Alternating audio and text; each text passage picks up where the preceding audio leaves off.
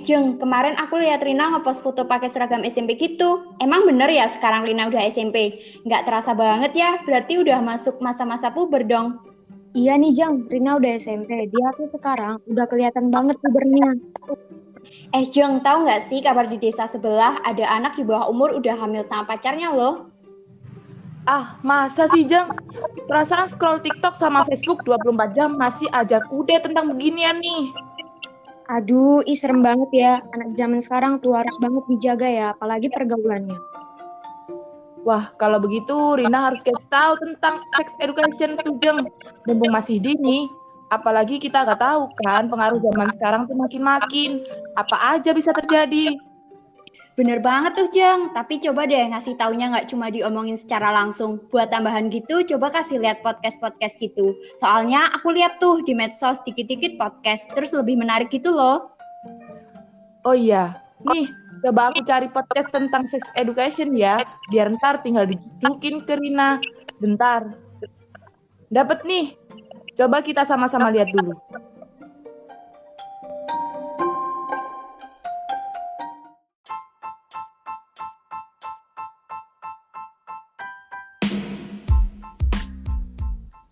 Halo semuanya, selamat datang di PHD Talk, Public Health Digital Talk.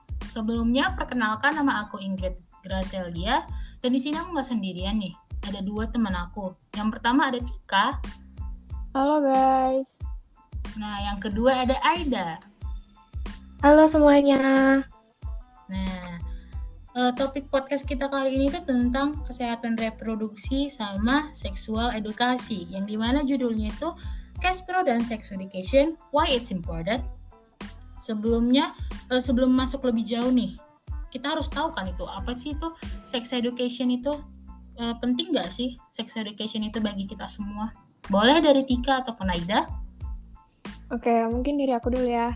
Pertama nih, tentunya kita harus paham dulu kan apa itu pendidikan seksual. Nah, jadi sex education atau pendidikan seksual adalah kegiatan untuk mengajarkan mengenai kesehatan reproduksi. Tujuan kegiatan ini adalah untuk menyadarkan pentingnya kesehatan reproduksi sehingga tindakan pelecehan seksual maupun penyakit menular itu dapat dicegah. Terus kalau ditanya nih, sex education ini penting nggak sih? Of course, tentunya penting sekali. Apalagi ini menyangkut kesehatan reproduksi juga terutama bagi remaja perempuan yang mulai menstruasi, agar supaya bisa menjaga diri dan menjaga organ-organnya dengan tepat. Kalau Aida gimana? Nah, kalau bicara soal pendidikan seksual itu berarti bicara tentang diri kita sendiri, yaitu hal-hal yang berkaitan dengan tubuh kita, seperti pengetahuan seputar organ seksual beserta fungsinya, kesehatan reproduksi, tingkah laku seksual, hubungan seksual, juga kehamilan dan kelahiran. Nah, berarti sex edukasi itu penting banget ya. Tapi setelah yang kita tahu nih, kondisi sex education di Indonesia itu udah banyak yang tahu nggak sih? Apa masih jadi hal tabu di Indonesia? Oke, kalau bicara sex education di Indonesia ini ya memang di kota-kota besar itu sebenarnya udah cukup memadai dari jenjang sekolahnya sendiri. Namun untuk daerah yang jauh dari perkotaan itu beberapa masih tabu dan bahkan tidak diajarkan di sekolah. Nah, ngomong-ngomong soal pendidikan seksual, apakah itu cuma tanggung jawab sekolah saja? Nah, ini tentu saja tidak ya teman-teman. Justru para orang tua ketika memang tanda kutip sudah saatnya, justru harus memberikan fondasi-fondasi dasar tentang pendidikan seksual kepada anaknya. Karena kembali lagi, pendidikan anak itu yang paling pertama memang didapat dari keluarga. Nah, harapannya agar ketika sang anak yang sudah menginjak remaja ini tidak terjerumus ke hal-hal yang merugikan masa depannya dan terhindar pula dari penyakit-penyakit yang menyerang organ seksual. Nah, kondisi di Indonesia ini sendiri sayangnya ketika anak mendengar sex education yang tergambar langsung di pikiran mereka adalah sesuatu yang jorok atau dikatakan porno seperti itu.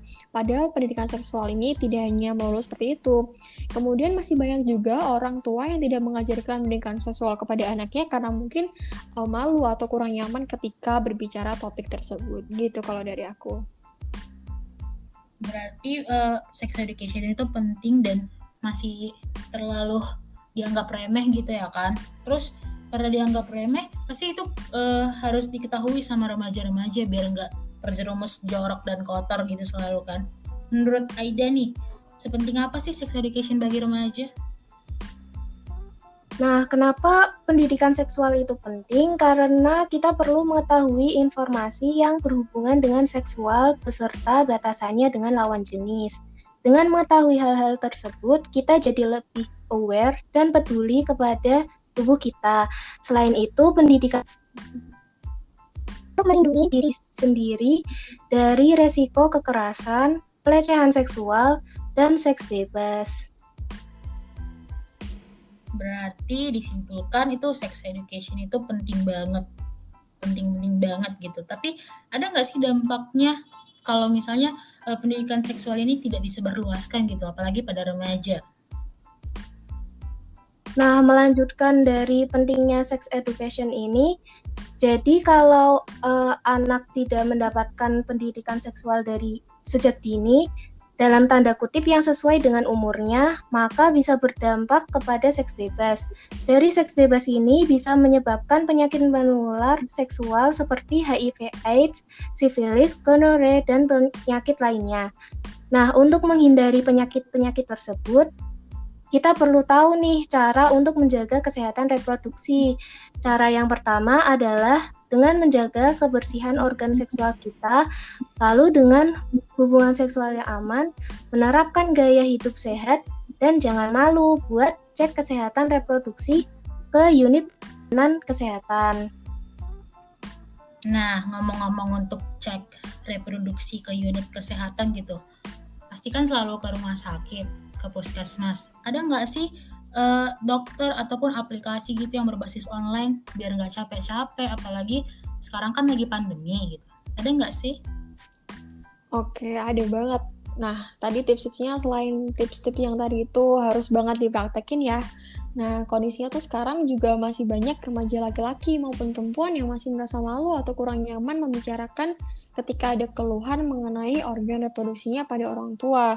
Ditambah lagi sekarang pandemi ya. Nah, kita sekarang itu bisa memanfaatkan kemajuan digitalisasi dengan memanfaatkan aplikasi telemedicine. Contohnya itu seperti Halodoc.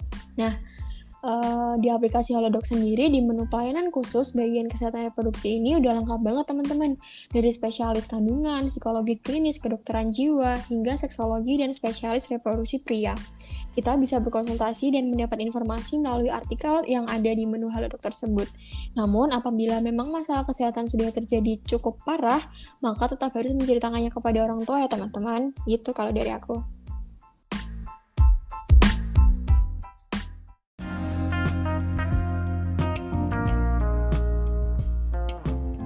Segitu pentingnya ya kesehatan reproduksi dan edukasi seksual, apalagi sekarang udah ada gitu aplikasi Halodoc biar remaja nggak capek dan juga nggak malu gitu untuk konsul ke dokter tentang permasalahan mereka.